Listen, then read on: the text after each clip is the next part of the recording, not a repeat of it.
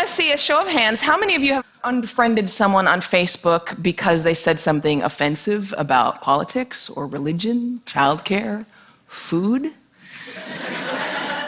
And how many of you know at least one person that you avoid because you just don't want to talk to them?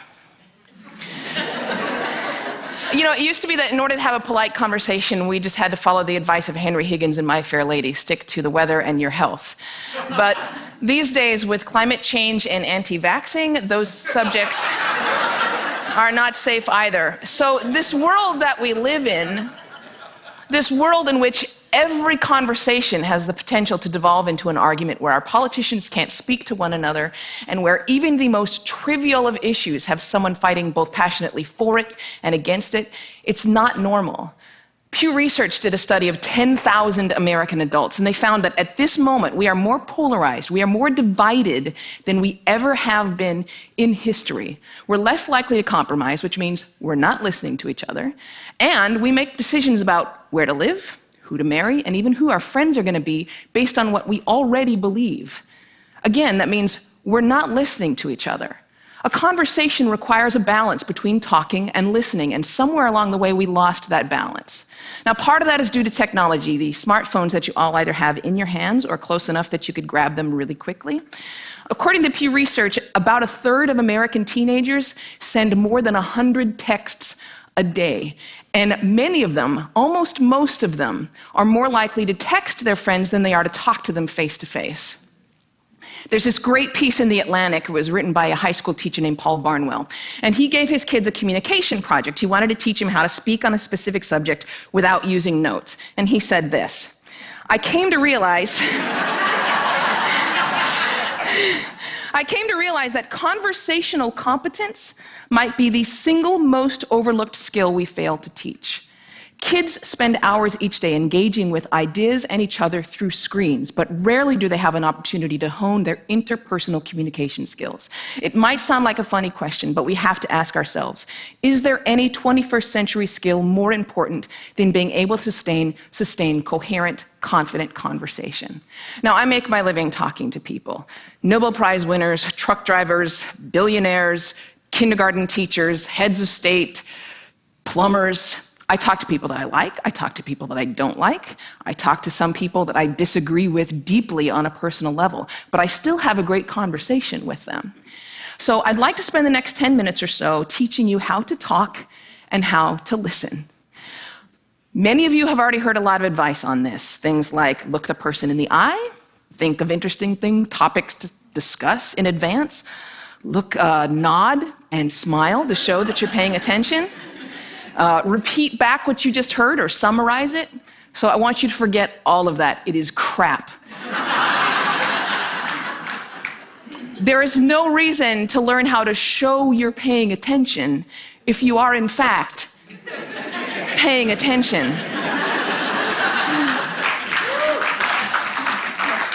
Now, I actually use the exact same skills as a professional interviewer that I do in regular life.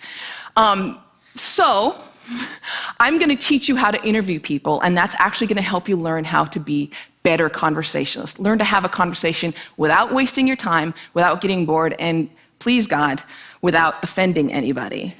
We've all had really great conversations. We've had them before. We know what it's like. The kind of conversation where you walk away feeling engaged and inspired, or where you feel like you've made a real connection, or you've been perfectly understood. There is no reason why most of your interactions can't be like that. So I have 10 basic rules. I'm going to walk you through all of them, but honestly, if you just choose one of them and master it, you're already going to enjoy better conversations. Number 1, don't multitask. And I don't mean just set down your cell phone or your tablet or your car keys or whatever's in your hand. I mean, be present.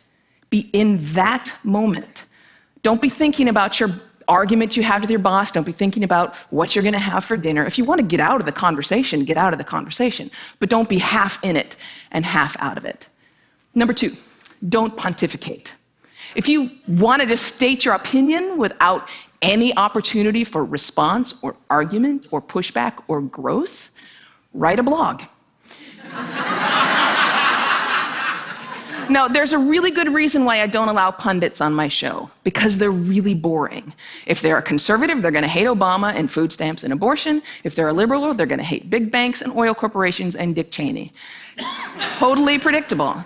And you don't want to be like that. You need to enter every conversation assuming that you have something to learn. The famed therapist Eb Scott Peck said that true listening requires a setting aside of oneself. And sometimes that means setting aside your personal opinion. He said that sensing this acceptance, the speaker will become less and less vulnerable and more likely to open up the inner recesses of his or her mind to the listener. Again, assume that you have something to learn. Bill Nye, everyone you will ever meet knows something that you don't. I put it this way: everybody is an expert in something. Number 3, use open-ended questions. In this case, take a cue from journalists. Start your questions with who, what, where, when, why, or how. If you put in a complicated question, you're going to get a simple answer out. If I ask you, were you terrified? You're going to respond to the most powerful word in that sentence, which is terrified, and the answer is, yes, I was, or no, I wasn't. Were you angry? Yes, I was very angry. Let them describe it. They're the ones that know. Try asking them things like, what was that like? How did that feel? Because then they might have to stop for a moment and think about it, and you're going to get a much more interesting response. Number 4, go with the flow. That means thoughts will come into your mind, and you need to let them go out of your mind. We've heard interviews often in which a guest is talking for several minutes, and then the host comes back in and asks a question which seems like it comes out of nowhere, or it's already been answered. That means the host probably stopped listening 2 minutes ago because he thought of this really clever question, and he was just bound and determined to say that. And we do the exact same thing. We're sitting there having a conversation with someone, and then we remember that time that we met Hugh Jackman in a coffee shop. And we stop listening. Stories and ideas are going to come to you. You need to let them come and let them go. Number 5, if you don't know, say that you don't know. Now, people on the radio, especially on NPR, are much more aware that they're going on the record. And so they're more careful about what they claim to be an expert in and what they claim to know for sure. Do that. Err on the side of caution. Talk should not be cheap. Number 6, don't equate your experience with theirs. If they're talking about having lost a family member, don't start talking about the time that you lost a family member. If they're talking about the trouble that they're having at work, don't tell them about how much you hate your job. It's not the same. It is never the same. All experiences are individual. And more importantly, it is not about you. You don't need to take that moment to prove how amazing you are or how much you've suffered. Somebody asked Stephen Hawking once what his IQ was, and he says, I have no idea. People who brag about their IQs are losers. Conversations are not a promotional opportunity. Number 7, try not to repeat yourself. It's condescending, and it's really boring. And we tend to do it a lot, especially in work conversations or in conversations with our kids. We have a point to make, so we just keep rephrasing it over and over. Don't do that. Number 8, stay out of the weeds.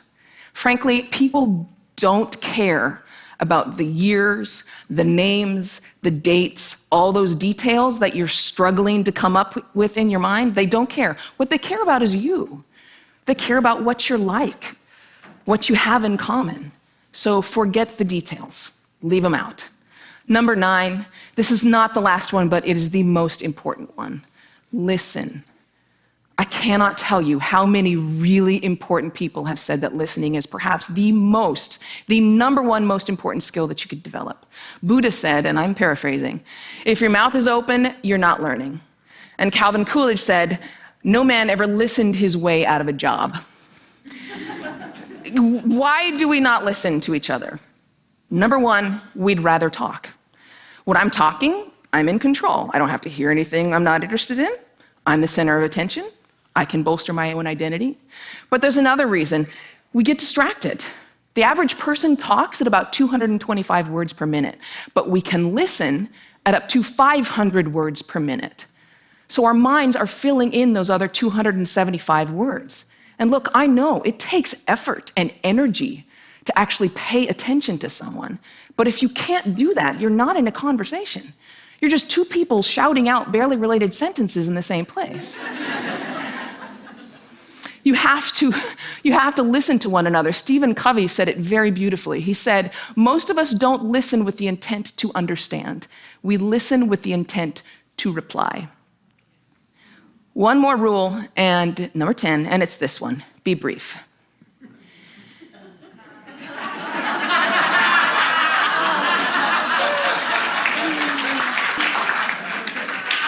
All of this boils down to the same basic concept, and it is this one: be interested in other people. You know, I grew up with a very famous grandfather, and there was kind of a ritual in my home.